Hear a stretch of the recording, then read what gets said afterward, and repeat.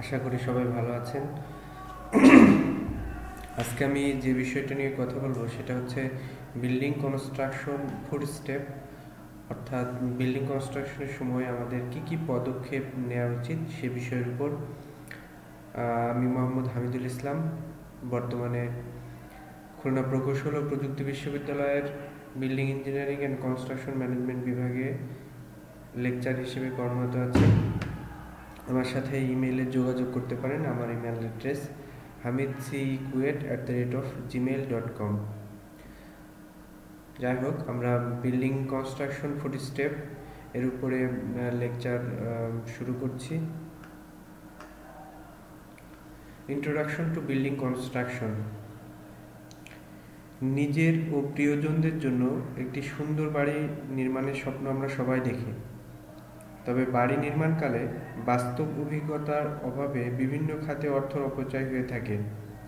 এছাড়া নির্মাণের পর এমন সব ত্রুটি ধরা পড়ে যা পরবর্তীতে আর সংশোধনও করা যায় না। তাই বাড়ি নির্মাণের স্বপ্নকে সঠিকভাবে বাস্তবায়নের জন্য চাই পূর্ব পরিকল্পনা। আর সেই কাজটাকে আরেকটু সহজ করে দেওয়ার জন্য আমার এই ক্ষুদ্র প্রয়াস, বিল্ডিং কনস্ট্রাকশন ফুড স্টেপ, অথবা বিল্ডিং কনস্ট্রাকশনের সময় আমাদের কি কি পদক্ষেপ নেওয়া উচিত, যে পদক্ষেপগুলো নিলে আমরা বিল্ডিং কনস্ট্রাকশনের প্রসেস, ম্যাটেরিয়ালস এবং প্রত্যেক পদক্ষেপে আপনার জন্য ডিসিশন নেওয়া সহজ হবে এবং আপনার কাজটা দ্রুত হবে এবং অর্থের অপচয়ও কম হবে। আমরা সেই বিষয়গুলো নিয়ে কথা বলবো।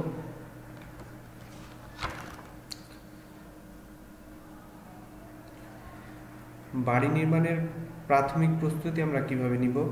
প্রযুক্তিগত উন্নয়নের ফলে বর্তমান সমুদ্রের বুকেও সুউচ্চ ভবন নির্মিত হচ্ছে। আপনারা দেখে থাকবেন যে বর্তমান সাগর পাড়েও সুউচ্চ ভবন নির্মিত হচ্ছে। আর তাই বাংলাদেশের যে কোনো অঞ্চলে দৃঢ় ও দীর্ঘস্থায়ী বাড়ি নির্মাণ করা সম্ভব। তবে এরপরও সম্ভব হলে জমি নির্বাচনের আগে নিচের কিছু বিষয় যাচাই করে নিন। তারপরও জমি নির্বাচনের সময় আমাদেরকে কিছু বিষয় যাচাই করে নিতে হবে, যেরকম ল্যান্ড রিকুইজিশন, জমির অধিগ্রহণ। আপনাকে জমিটি কোন এলাকায় নিচ্ছেন বা কীভাবে অধিগ্রহণ করবেন সে বিষয়ে আপনার সুস্পষ্ট জ্ঞান থাকতে হবে এবং এক এক এলাকার উপরে এক এক ধরনের জমির এক এক ধরনের দাম, সাথে সাথে অধিগ্রহণের ব্যাপারটাও এক এক রকম। সুতরাং আপনাকে সেই বিষয়গুলো ভালোভাবে জানতে হবে। Choose of land. এরপরের পদক্ষেপ হচ্ছে আপনি কিভাবে ভালো জমি চিনবেন। বাড়ি বানানোর পরিকল্পনায় আপনার প্রথম ধাপ হবে উপযুক্ত জমি বেছে নেওয়া। এটি অত্যন্ত গুরুত্বপূর্ণ সিদ্ধান্ত, আর এই সিদ্ধান্তটি নেবার আগে আপনার অবশ্যই কয়েকটি জরুরি বিষয় মাথায় রাখা দরকার আছে। বিষয়গুলো হচ্ছে, আপনার জমি খুব নিচু জায়গায় হলে সুয়ারেজের সমস্যা বা পানিবদ্ধতা দেখা দিতে পারে, বা ওয়াটার সাপ্লাই সিস্টেম থাকবে সেখানে সমস্যা দেখা দিতে পারে। আপনার জমির বালির পরিমাণ বেশি হলে ফাউন্ডেশন মজবুত হবে। আপনার জমির মাটিতে বালির পরিমাণ বেশি হলে ফাউন্ডেশন মজবুত হবে। এই বিষয়টিও আপনার জমি কেনার সময় বা জমি চয়েস করার সময় খেয়াল রাখতে হবে।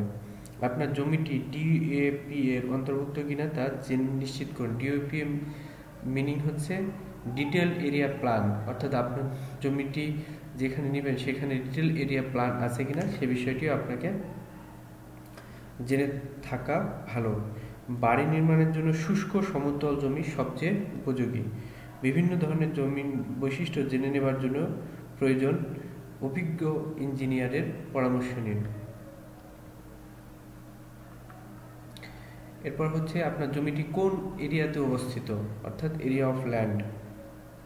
জমির এলাকার ব্যাপারে জেনে নেওয়ার জন্য আপনাকে যে বিষয়গুলো খেয়াল রাখতে হবে, একটা হচ্ছে আপনার অফিস ও আপনার সন্তানের স্কুল বা কলেজের কাছাকাছি কিনা।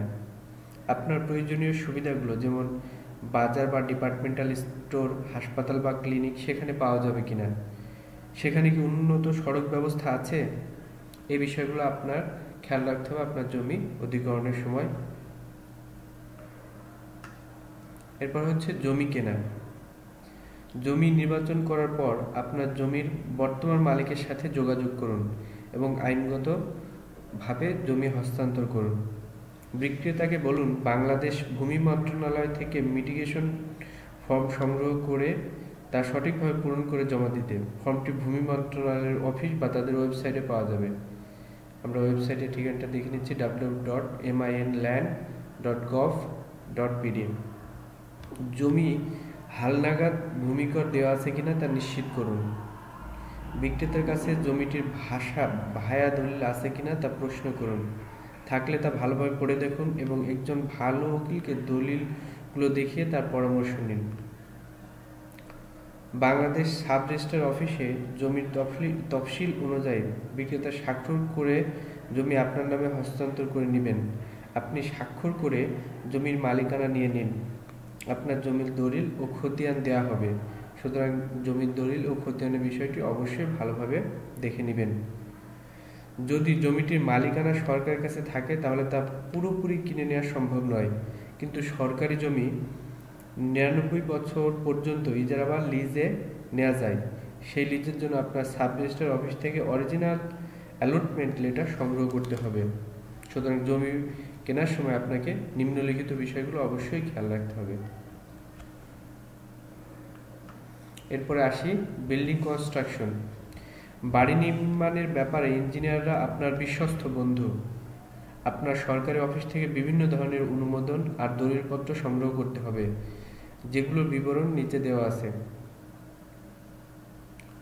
উল্লেখ্য যে আপনার অবস্থান ঢাকার বাইরে হলে রাজুকের বদলে আপনার সিটি কর্পোরেশন বা পৌরসভার কাছ থেকে দলিলগুলো দেখে নিতে হবে, অথবা যে এলাকাতে আপনি বাড়িটি করতে যাচ্ছেন সেই এলাকার প্রপার অথরিটির কাছ থেকে আপনার বাড়ি জমির যে দলিল সেগুলো দেখে নেবেন।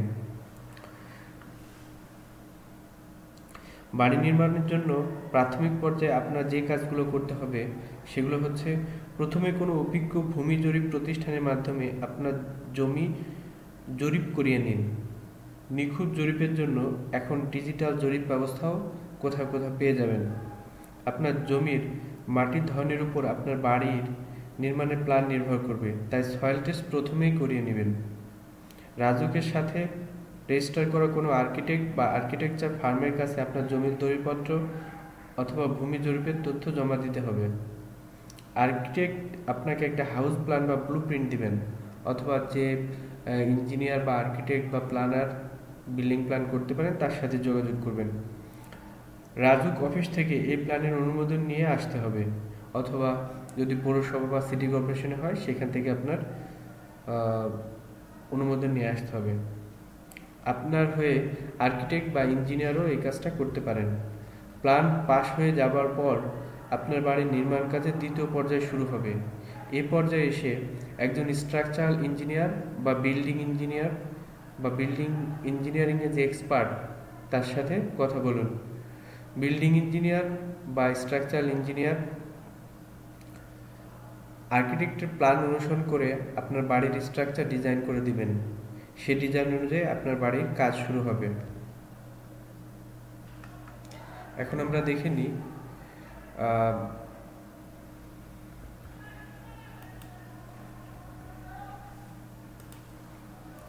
বিল্ডিং কনস্ট্রাকশন ম্যাটেরিয়ালস বা বিল্ডিং কনস্ট্রাকশন 40 স্টেপের বিল্ডিং কনস্ট্রাকশন কি ম্যাটেরিয়ালস লাগে তার উপরে প্রথম ম্যাটেরিয়ালস হচ্ছে রিইনফোর্সমেন্ট। বাড়ি নির্মাণের জন্য যে যে প্রয়োজনীয় উপকরণগুলো আপনার লাগবে, বাড়ি নির্মাণের জন্য সবচেয়ে গুরুত্বপূর্ণ নির্মাণ সামগ্রী হচ্ছে রড, সিমেন্ট, বালু, পাথর, ইট ও পানি। আর প্রয়োজন হবে কন্ট্রাক্টর আর শ্রমিক আর নির্মাণ সামগ্রীর ব্যাপারে আপনার ইঞ্জিনিয়ারের কাছ থেকে অবশ্যই পরামর্শ নেবেন। যে কোনো প্রয়োজনে ইঞ্জিনিয়ারের সাহায্য চাইতে সংকোচ করবেন না। আজকাল বিভিন্ন ইঞ্জিনিয়ারিং প্রতিষ্ঠান আছে যেগুলোর কাছ থেকে আপনি অর্থের বিনিময়ে সাহায্য পেতে পারেন। প্রথমে আসি বিল্ডিং কনস্ট্রাকশন ম্যাটেরিয়ালস বা বাড়ি নির্মাণের জন্য প্রয়োজনীয় যে উপাদানগুলো লাগবে তার মধ্যে একটি হচ্ছে রিইনফোর্সমেন্ট বা রড। আপনার বাড়ি দাঁড়িয়ে থাকবে রডের কাঠামোর উপর, তাই ভালো রড বেছে নিতে ভুলবেন না। ভালো রডের কিছু অনন্য বৈশিষ্ট্য রয়েছে যেগুলো সাধারণ রডে থাকে না। তাই রড কেনার সময় নিম্নলিখিত বিষয়গুলো বা নিম্নোক্ত বিষয়গুলো অবশ্যই খেয়াল রাখবেন। বিলেট হতে তৈরি রড ভালো রড হয়ে থাকে। বিলেট হচ্ছে রিনফোর্সমেন্টের যে এলিমেন্ট তার একটি, সুতরাং বিলেট হতে তৈরি রড ভালো রড নামে পরিচিত।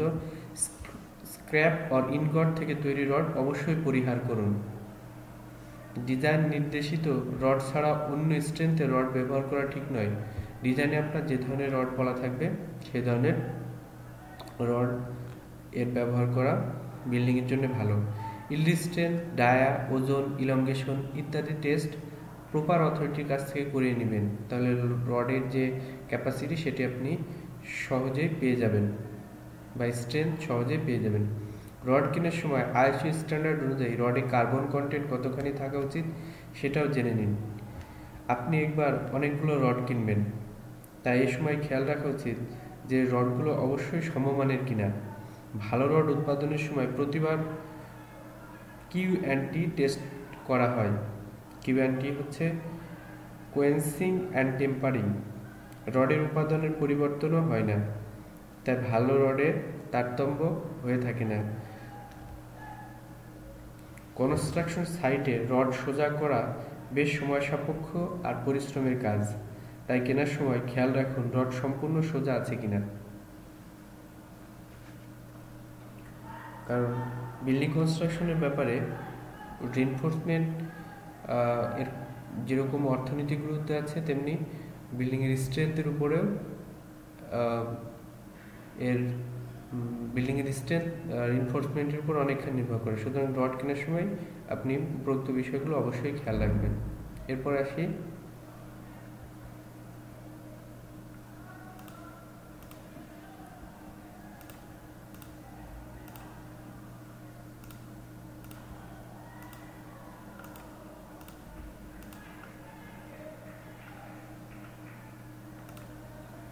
Sorry for the interruption.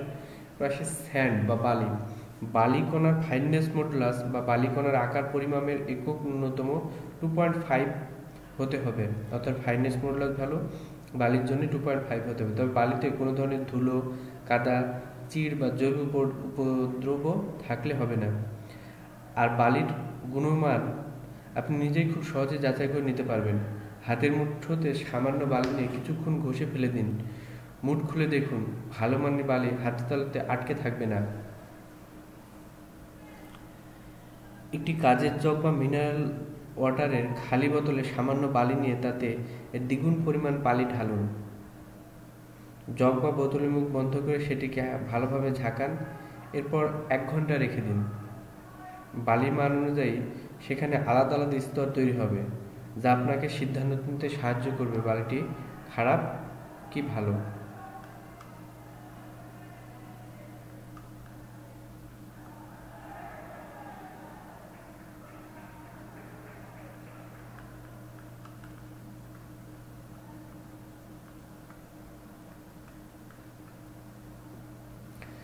বালির সাথে সাথে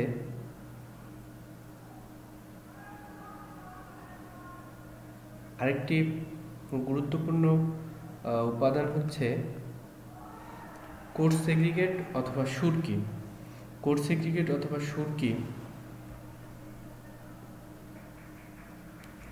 নির্বাচনের একটি গুরুত্বপূর্ণ বিষয় হচ্ছে অ্যামাউন্ট অফ পোর অথবা ক্ষুদ্র ছিদ্রের পরিমাণ।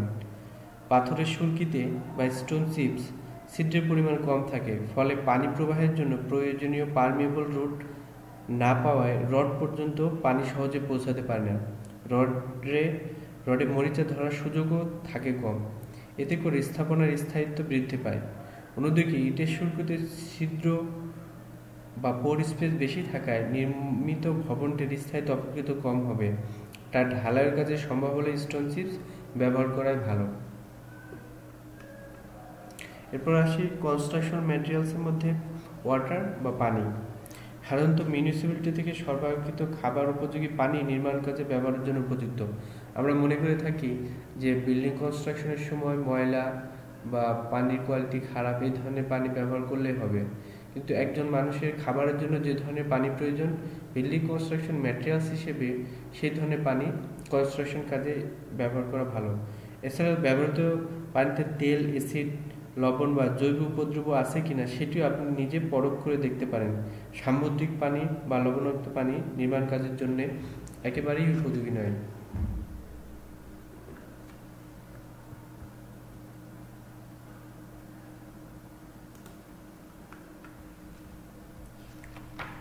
এরপরে কনস্ট্রাকশন ম্যাটেরিয়ালসের অন্যতম গুরুত্বপূর্ণ উপাদান হচ্ছে ব্রিক বা ইট। ভালো স্থাপনার জন্য দরকার শক্ত, দৃঢ় এবং সম্পূর্ণ ভালোভাবে পোড়ানো ইট। ভালো ইটের বৈশিষ্ট্যগুলো আমি এখন বলছি। ভালো ইটের উপরের ভাগে গুঁড়ো মাটি থাকে না এবং সেটি সাধারণত একই আকার, আকৃতি ও রঙের হয়। দুটো ইট একসাথে আঘাত করলে বিশেষ এক ধরনের ধাতব শব্দ হয়। আনুমানিক 1 মিটার উচ্চতা থেকে ফেলে হলে ইটটি ভাঙবে না। ইটের উপরিতল হবে পুরোপুরি সমতল ও ফাটল মুক্ত। কমপক্ষে 12 ঘন্টা চৌবাচ্চার পরিষ্কার পানিতে ইট ভিজিয়ে রাখলে তা ব্যবহার করুন। এরপরে কনস্ট্রাকশন ম্যাটেরিয়ালস হিসেবে গুরুত্বপূর্ণ হচ্ছে সিমেন্ট বা বাইন্ডার হিসেবে। দুইটা ইট বা কনস্ট্রাকশন অন্যান্য যে ম্যাটেরিয়ালগুলো আছে তাদের মধ্যে বন্ডিং করার ক্ষেত্রে সিমেন্ট ব্যবহার হয়। 1 ব্যাগ সিমেন্টের ওজন সাধারণত 50 কেজি হয়ে থাকে। সিমেন্ট প্রাথমিকভাবে জমাট বাঁধতে গড়পড়তা 30 মিনিটের মতো সময় লাগে। পুরোপুরি জমাট বাঁধতে কখনোই 10 ঘন্টার বেশি সময় লাগবে না। ওয়াটার সিমেন্ট রেশিও মেনে চললে কংক্রিটের শক্তি বৃদ্ধি পাবে। এই অনুপাত সম্পর্কে জানার জন্য বিল্ডিং ইঞ্জিনিয়ার বা স্ট্রাকচারাল ইঞ্জিনিয়ারের পরামর্শ নিন। সিমেন্ট হাতে নিয়ে বুড়ো আঙ্গুলের সাহায্যে ঘষলে সেটিকে ময়দার মতো মসৃণ মনে হবে। এগুলো হচ্ছে ভালো সিমেন্টের বৈশিষ্ট্য। ভালো সিমেন্টের আরেকটা বৈশিষ্ট্য হচ্ছে সিমেন্ট লম্বা সময়ের জন্য সংরক্ষণ করা উচিত নয়। সংরক্ষণের সময় 3 মাস পর হলে সিমেন্টের কার্যক্ষমতা শতকরা 20% কমে যায়। ফ্যাক্টরি থেকে এনে 3 মাসের বেশি সময় ধরে সংরক্ষণ করা সিমেন্ট ব্যবহারের আগে অবশ্যই পরীক্ষা করিয়ে নিতে হবে। সিমেন্ট ব্যাগ সরাসরি মেঝের উপর রাখা ঠিক নয়। মেঝেতে কাঠের তক্তা বিছিয়ে তার উপর সিমেন্ট ব্যাগ রাখা উচিত। অর্থাৎ সিমেন্ট ব্যাগ যখন আমরা রিজার্ভ করব তখন অবশ্যই শুষ্ক স্থানে রাখা উচিত, যাতে এর মধ্যে ময়শ্চার কন্টেন্ট না যায়, তাহলে সিমেন্টের যে কোয়ালিটি সেটি নষ্ট হবে। রোল ডিউরিং কাস্টিং অর্থাৎ ঢালাইয়ের সময় আমাদের করণীয় কি? ছাদ ঢালাই, বিম, কলাম এইগুলা ঢালাইয়ের ক্ষেত্রে আমাদের কি বিষয় খেয়াল রাখতে হবে? ঢালাইয়ের সময় বিশেষ করে ছাদ, বিম ও কলামের ক্ষেত্রে যাতে রড কংক্রিট দিয়ে পুরোপুরি ঢেকে যায় সেদিকে খেয়াল রাখতে হবে। উঁচু থেকে কংক্রিট ফেলা উচিত নয়, এতে কংক্রিট দুর্বল হয়ে পড়ে ডিউ টু সেগ্রিগেশন ব্লিডিং এর কারণে। বিম ও ছাদ একসাথে ঢালাই করা উত্তম। শাটারিংয়ের সাপোর্টিং বাঁশ যেন ঝুলে না থাকে, অর্থাৎ শাটারিং যেন মেঝেতে দৃঢ়ভাবে লাগানো থাকে তা পরীক্ষা করিয়ে নিন। কিউরিং অর্থাৎ ঢালাই 24 ঘন্টা পর থেকে পরিষ্কার পানিতে ঢালাইকৃত অংশ কমপক্ষে 28 দিন পর্যন্ত সার্বক্ষণিক ভিজিয়ে রাখুন। যথাযথ কিউরিং না করলে সিমেন্টের অভিষ্ট শক্তি অর্জিত হয় না। মনে রাখবেন যে বিল্ডিং কাস্টিং যখন হয়ে যাবে, বিশেষ করে বিম, কলাম এই পার্টগুলা, তখন 24 ঘন্টা পর থেকে কন্টিনিউয়াস 28 দিন অর্থাৎ 28 ডেজ আপনাকে কিউরিং করতে হবে, অর্থাৎ পানি দিতে হবে। মনে রাখবেন যে একটু অবহেলার অভাবে আপনার বিল্ডিংয়ের যে স্ট্রেংথ বা ডিউরেবিলিটি পাওয়ার কথা সেটা পাবেন না। সুতরাং এই বিষয়গুলো অবশ্যই মাথায় রাখবেন।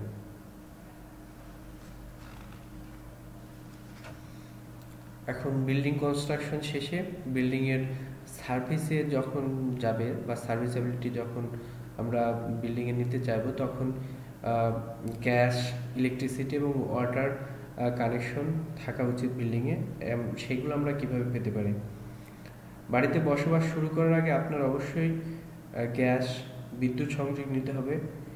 এখানে উল্লেখ্য যে আপনি বাড়িটি নির্মাণ করেছেন সেটি ঢাকার বাড়ি হলে রাজুকের বদলে অন্য সিটি কর্পোরেশন বা পৌরসভার অথরিটির অনুমোদন নিতে হবে। গ্যাস সংযোগ নেওয়ার জন্য আপনাকে যে বিষয়গুলো খেয়াল রাখতে হবে সেটা হচ্ছে আপনার কাছাকাছি কোনো গ্যাস কর্তৃপক্ষের অফিস থেকে আবেদনপত্র সংগ্রহ করুন। অফিসে এনলিস্টেড কন্ট্রাক্টর পাওয়া যাবে, তাদের একজনের সাথে যোগাযোগ করুন। ফর্মটি সঠিকভাবে পূরণ করে জমা দিন। ফর্মে কন্ট্রাক্টরের নাম উল্লেখ করতে ভুলবেন না। ফর্মের সাথে আপনার জমির দলিল, খতিয়ান, জাতীয় পরিচয়পত্র এই জাতীয় ডকুমেন্ট জমা দিন। এই ধাপগুলো সঠিকভাবে শেষ হলে কন্ট্রাক্টর আপনার বাড়িতে গ্যাস সংযোগ দেওয়ার ব্যবস্থা করবেন। এরপর আসি ইলেকট্রিসিটি বা বিদ্যুৎ সংযোগ নেওয়ার জন্য আপনাকে কি করতে হবে। প্রথমে বিদ্যুৎ কর্তৃপক্ষের অফিস বা ওয়েবসাইট থেকে আবেদন ফর্ম সংগ্রহ করুন। ফর্ম সঠিকভাবে পূরণ করে তা প্রয়োজনীয় দলিলপত্রের সাথে জমা দিন। প্রয়োজনীয় দলিলপত্র যেগুলো লাগবে: আপনার সদ্য তোলা 2 কপি পাসপোর্ট সাইজের সত্যায়িত ছবি, জমির মালিকের দলিলের সত্যায়িত কপি, রাজুক বা অথরিটির অনুমোদিত প্ল্যানের ছবি, রাজুক বা অনুমোদিত হোল্ডিং নম্বর, আর নামজারি কাগজ বা মিউটেশন ফর্মের সত্যায়িত কপি। যেখানে সংযোগ দেওয়া হবে মানে আপনার বাড়িটি যেন সহজে খুঁজে পাওয়া যায় সেজন্য লোকেশন ম্যাপ, হাতে আঁকা লোকেশন ম্যাপ হলেও ইলেকট্রিসিটির সংযোগ পেতে আপনার জন্য সুবিধা হবে। আপনার কাগজপত্র নির্ভুলভাবে জমা দেওয়ার পর আপনার বাড়িতে বিদ্যুৎ সংযোগের ব্যবস্থা করা হবে। বিদ্যুৎ সংযোগের ব্যাপারে আরও জানতে www.desco.org.bt তে যোগাযোগ করুন। আমি আবার বলছি www.desco.org.bt। এরপরে বাড়িতে পানি সংযোগ পেতে আপনাকে যা যা করতে হবে: ওয়াসা অফিস বা পানি সাপ্লাই যারা দিয়ে থাকে তাদের সাথে যোগাযোগ করে তাদের ফর্মটি সংগ্রহ করুন। ফর্মটি সঠিকভাবে পূরণ করে প্রয়োজনীয় কাগজপত্রের সাথে জমা দিন। যেন যেসব কাগজপত্র লাগে সেগুলো হচ্ছে আপনার পরিচয়পত্র ফটোকপি, জমি খতিয়ানের কপি, যেখানে সংযোগ দেওয়া হবে মানে আপনার বাড়িটি কোথায় অবস্থিত তার একটি লোকেশন ম্যাপ এবং অন্যান্য প্রয়োজনীয় কাগজপত্র।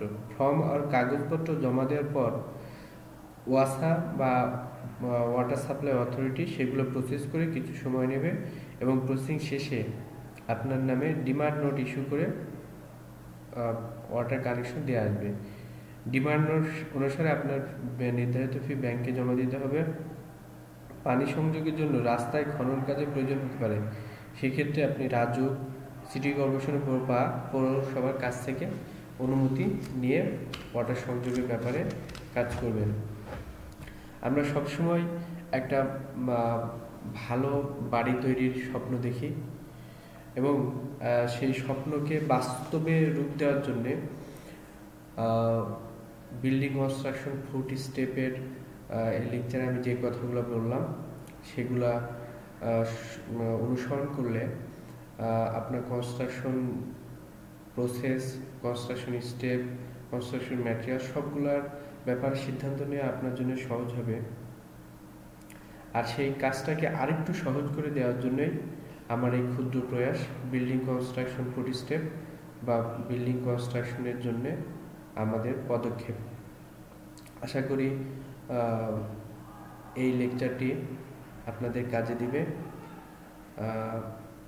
কাজে দিলেই আমার এই ক্ষুদ্র প্রয়াস সার্থক হবে। সবাই ভালো থাকবেন। আমার এই ভিডিও লেকচারের আপডেট পেতে নিম্নলিখিত ওয়েবসাইট বা ফেসবুক পেজে আপনারা যোগাযোগ করতে পারেন। www.facebook.com/engineer-hamid। আমি লিখে দিচ্ছি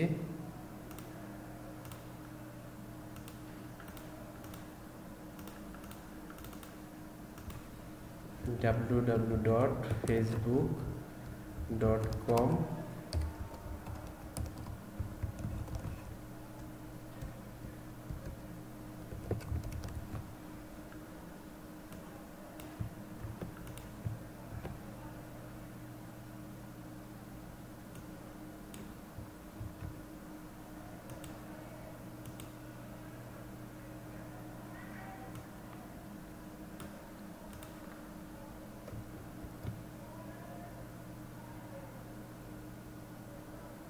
আপনারা এই লিঙ্ক থেকে খুব সহজেই ভিডিও লেকচারগুলো পেতে পারেন।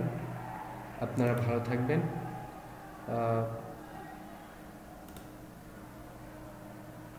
সর্বোপরি আপনাদেরকে ধন্যবাদ জানিয়ে আপনাদের সুস্বাস্থ্য কামনা করে এখানে শেষ করছি। ভালো থাকবেন। ধন্যবাদ সবাইকে।